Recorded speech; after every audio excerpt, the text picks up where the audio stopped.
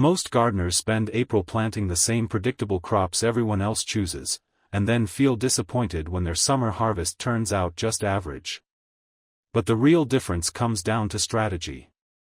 If you make smarter choices this month, there are 15 crops, some familiar, some a bit unusual, and a few you've probably never considered, that can completely reshape your garden by the time July, August, and September roll around. It's not just about growing more food. It's about creating a garden that stands out in both variety and visual impact. It's the kind that will make your neighbors stop, look twice, and wonder what you did differently. Number 10, Cypress Vine. Now, this one might surprise you. An ornamental plant on a planting list? Stay with me for a second. If you've ever seen a cypress vine at its peak, you already understand why it earns a spot here. It's a fast-growing annual climber with soft, feathery foliage that almost looks like a delicate fern. Then come the flowers, small, perfectly shaped stars in shades of red, pink, and white. And pollinators? Especially hummingbirds, they absolutely love it. Timing is key with this plant, and that's why April is so important. It needs an early start to really thrive. In cooler regions, zones 4 to 6, start seeds indoors now using a heat mat to give them a strong beginning.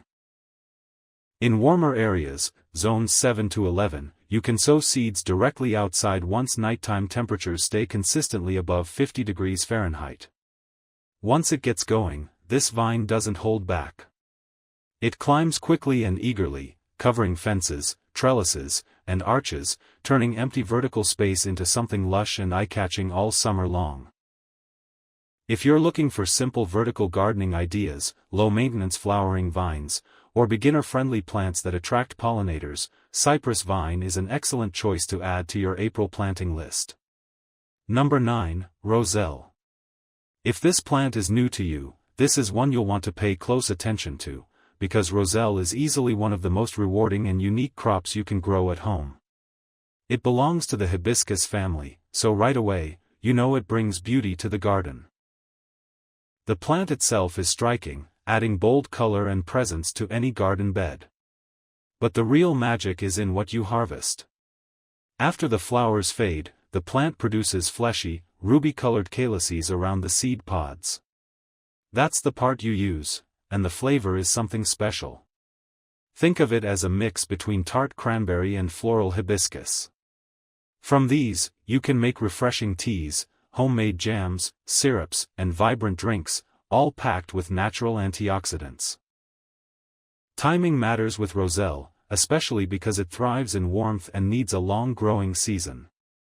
In warmer climates, zones 8 to 11, sow seeds directly outdoors in April once soil temperatures reach around 65 degrees Fahrenheit. In cooler regions, zones 5 to 7, start seeds indoors about 6 to 8 weeks before your last expected frost. Roselle is a heat-loving plant, so giving it a strong, early start is key to success. It also fits perfectly into some of the most popular gardening trends. Like growing your own hibiscus tea plant, edible landscaping, and even health-focused crops for your garden. It's eye-catching, practical, and just different enough to make your garden stand out from the rest. Number 8, Peanuts. A lot of people don't realize this, but peanuts aren't actually tree nuts, they're legumes. And the way they grow is honestly one of the most fascinating things you'll see in a garden. After the plant flowers and gets pollinated, it sends a small structure, called a peg, down into the soil, where the peanuts develop underground. Watching that process happen is seriously impressive. Timing is everything with peanuts, and April is the perfect time to get started. In zones 6 through 11, you can sow them directly outdoors right after your last frost. They need full sun, loose and well-drained soil, and about 4 to 5 months of consistently warm weather to produce well. If you're gardening in cooler areas, especially the northern parts of Zone 5 or below, look for a fast-maturing variety like Valencia. It's bred for shorter growing seasons and tends to perform much better in those conditions. When planting, use raw, shelled peanuts and place them about 2 inches deep, spacing them roughly 6 to 8 inches apart. Another big advantage? Peanuts are nitrogen-fixing plants, which means they actually help improve your soil as they grow, a win-win for your garden. They also tap into some highly searched gardening topics like growing your own protein sources, unique backyard crops, and lesser-known vegetables, making them both practical and interesting to grow. Number 7. Parsley. Parsley might seem like a basic choice, but the truth is, most people don't grow it the right way. And that's exactly why it deserves a place on this list. One of the biggest challenges with parsley is how slow it is to germinate. It can take anywhere from 2 to 4 weeks, which frustrates a lot of gardeners. But there's a simple trick that makes a huge difference. Soak your seeds in warm water for about 24 hours before planting. That one step can significantly speed up germination and give you a much stronger start. April is the ideal time to plant in zones 4 through 9. Sow seeds in trays or shallow containers. Lightly cover them with soil. Keep the soil consistently moist while they establish. When it comes to varieties, you've got 2 main options. Flat leaf, Italian, parsley, stronger flavor and the best choice for cooking. Curly parsley, more decorative and great for edging or borders in your garden. Here's something a lot of people don't realize, parsley is also a host plant for swallowtail butterfly larvae. So if you notice caterpillars on your plants, don't panic. You're actually helping support the butterfly life cycle. And honestly, that's the kind of story that makes your garden even more meaningful. Parsley also ties into some of the most popular gardening topics right now, like beginner herb gardens, pollinator-friendly plants, and growing herbs from seed, making it both practical and engaging to grow. Number 6. Basil. When it comes to summer herbs, basil easily takes the crown. And if you're growing tomatoes, which we'll talk about later, then basil isn't just a nice addition, it's essential.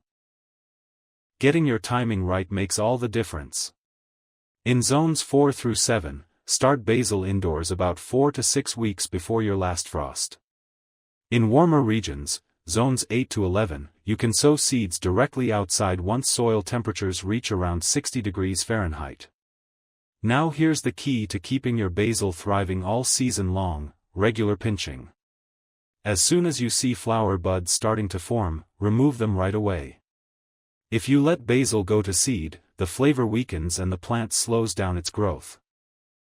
But if you keep pinching it back, it will stay bushy, productive, and full of fresh leaves all summer. There are also a few standout varieties worth trying. Genovese basil, the classic choice for pesto and traditional dishes. Thai basil, bold, slightly spicy flavor that works perfectly in stir-fries and Asian recipes. Lemon basil, bright, citrusy notes that are amazing in drinks, teas, and light summer dishes. And then there's companion planting. Growing basil alongside tomatoes is one of the most talked about combinations in gardening, and for good reason. They complement each other beautifully, both in how they grow and how they taste together on your plate. It's simple, productive, and incredibly rewarding, everything you want from a summer herb. Number 5. Bush beans. If you're looking for a simple win in April, this is it. Bush beans are one of the easiest and most productive crops you can grow. And they require very little effort. No trellises, no staking, and no complicated setup. Just plant them, and they get to work. To plant. Sow seeds about 1 inch deep. Space them roughly 6 inches apart. Keep rows about 12 inches apart.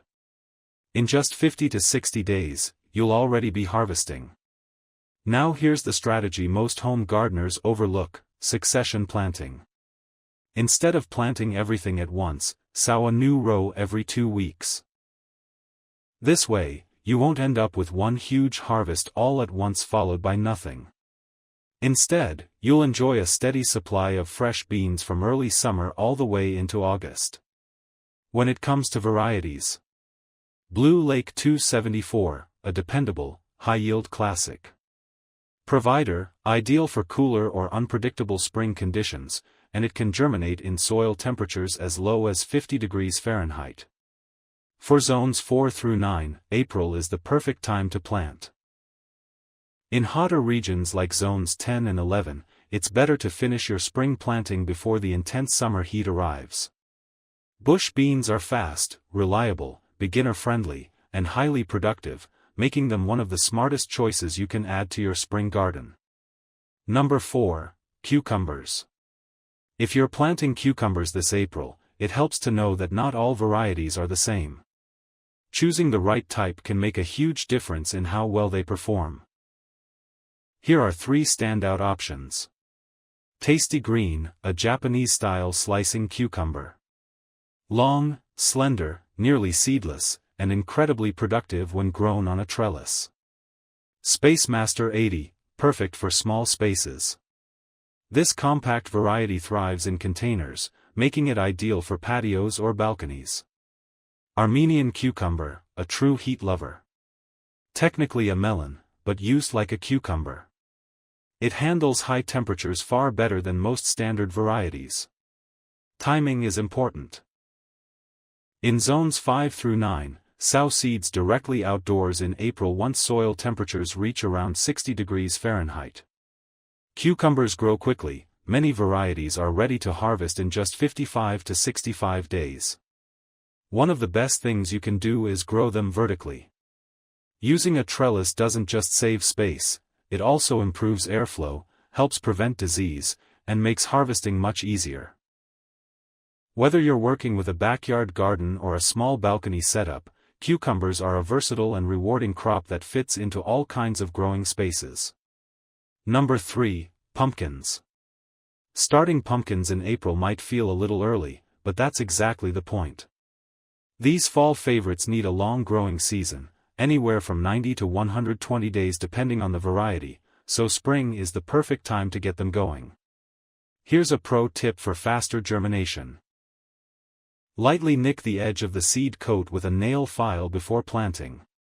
It might seem small, but it makes a huge difference by letting moisture penetrate the hard shell more quickly. Plant 3 seeds per mound, about 1 inch deep. Once they sprout, thin them to the 2 strongest plants. If your goal is a truly gigantic pumpkin, for competitions, carving, or just the thrill, let one vine produce a single fruit. Removing the others directs all the plant's energy into that one pumpkin, helping it grow enormous. Varieties to know. Atlantic Giant, perfect for size and competitions. Sugar Pie, ideal for eating and baking. In zones 4 through 9, April is the sweet spot to get these in the ground. Pumpkins are not just fun to grow, they also hit some of the highest searched gardening topics: growing from seed, fall planting schedules, and giant pumpkin tips. Starting now means you'll be ready to enjoy fall in style. Number 2, Tomatoes. No April planting guide is complete without tomatoes. They're the crop that turns casual gardeners into true plant enthusiasts, and it's easy to see why. For timing. In zones 5 through 9, start seeds indoors 6 to 8 weeks before your last frost, or grab healthy starter plants from a local nursery in April. In warmer zones like 9 and 10, the spring tomato season is already underway, so focus on heat-tolerant varieties. Indeterminate varieties are your all-stars for a continuous harvest throughout the season. Some top picks include Cherokee Purple, rich, complex flavor that's unforgettable. San Marzano, ideal for homemade sauces. Sun Gold Cherry Tomato, super sweet and addictive for snacking. Before planting, don't skip a critical step: harden off your seedlings. Move them outside for a few hours each day over 1 week. Skipping this can lead to transplant shock, delaying growth by 2 to 3 weeks. When transplanting, plant tomatoes deep, up to 2/3 of the stem underground.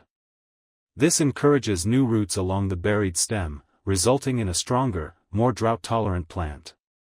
Tomatoes hit all the high-value search topics: beginner-friendly growing tips, best varieties, home gardening secrets, and more. Simply put, no garden list is complete without them every single year. Number 1, sweet potatoes. Many gardeners get sweet potatoes wrong from the start because they try to plant the whole tuber. The secret? You plant slips, small rooted cuttings taken from a sprouting sweet potato. Here's how to do it. Take a sweet potato and place it halfway submerged in moist potting mix inside a container. Put it on a heat mat in a warm, sunny spot. In 2 to 3 weeks, green shoots will start to emerge. When the shoots are 4 to 6 inches tall, twist them off and place them in a glass of water. In 3 to 5 days, they'll develop roots. These are your slips. Transplant your slips outdoors after your last frost date. Sweet potatoes need soil that stays consistently above 60 degrees Fahrenheit to thrive, so timing is important. For zones 5 through 11, April is the perfect window to start producing slips. Once planted, sweet potatoes basically take care of themselves. The vines spread out, making a beautiful ground cover, while underground, a substantial harvest quietly develops. Not only do you harvest the roots, but the leaves are edible too. Sautéed in olive oil, they make a delicious, nutritious addition. This plant is productive from top to bottom. From a content perspective, topics like long-season productive vegetables, how to grow sweet potato slips, and homegrown sweet potatoes are highly searched and perfect for gardeners looking for unique crops.